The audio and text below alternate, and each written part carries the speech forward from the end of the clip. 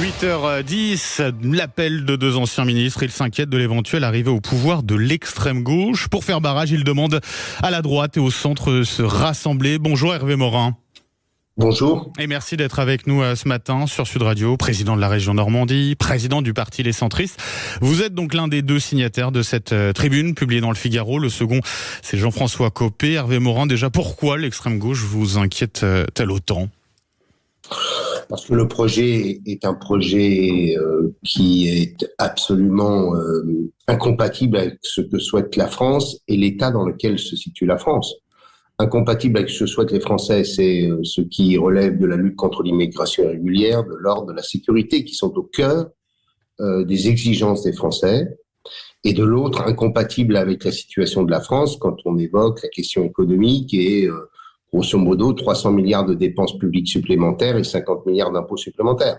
Donc nous disons, il faut que toutes les personnalités de droite et du centre droit soient ensemble dans la rédaction d'un document qui serait le document qui servirait de référence à la construction de cette période très particulière dont on voit qu'elle ne va pas durer des années et des années, qui est de faire en sorte que ce temps-là soit utile, c'est tout. Voilà. On va y revenir justement sur ce texte éventuel justement pour une alliance entre la droite et le centre. Mais d'abord un mot sur... Vous parlez d'extrême gauche dans votre tribune. Qui mettez-vous là-dedans ?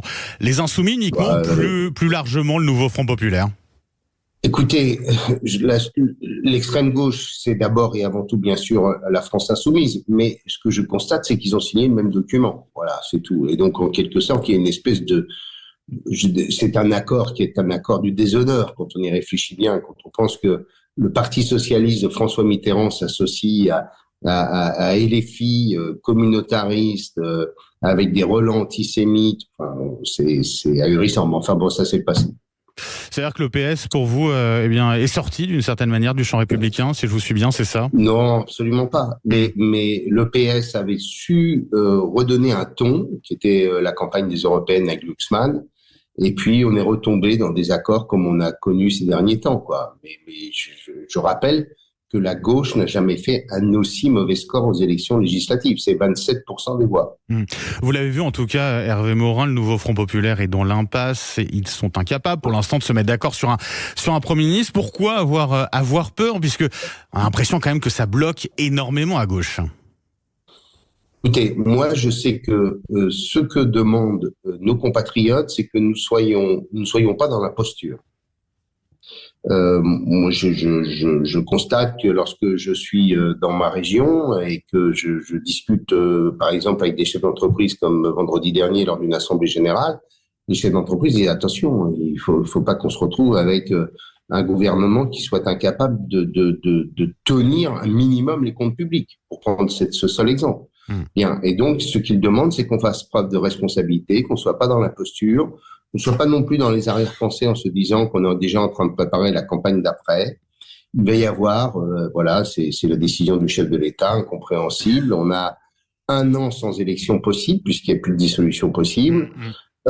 Et donc, ils nous disent simplement, faites en sorte que le pays soit tenu. Dans votre tribune, on a l'impression que vous tapez autant sur le bilan d'Emmanuel Macron que sur le nouveau Front Populaire et son programme. Vous les mettez dos à dos ou pas ? Bon, je ne mets pas dos à dos, mais si le bilan d'Emmanuel Macron était si bon, il serait encore majoritaire. Bon, vous appelez en tout cas la droite et le centre à se rassembler. Qui mettez-vous justement dans la droite et le centre ? Est-ce que vous mettez d'ailleurs dedans les élus du camp présidentiel ? Il est évident que si nous voulons bâtir ce gouvernement des 15 prochains mois, pour faire simple, il va falloir trouver des accords avec le camp de la majorité présidentielle, de l'ex-majorité présidentielle. Ça n'est pas possible autrement, puisque sinon, il y a pas de socle suffisant. Déjà, il n'y a que des majorités relatives. C'est bien ça toute la complication de l'exercice. C'est que vous êtes tout le temps à portée de fusil de la motion de censure. Donc, face à ça, il nous faut au moins bâtir un socle qui va avec la majorité, une partie de l'ancienne majorité présidentielle. Ça va être compliqué quand même cette alliance, ne serait-ce que de projet, puisque vous l'avez entendu, du côté de la droite républicaine, les députés LR, Laurent Wauquiez ne veut pas de coalition gouvernementale.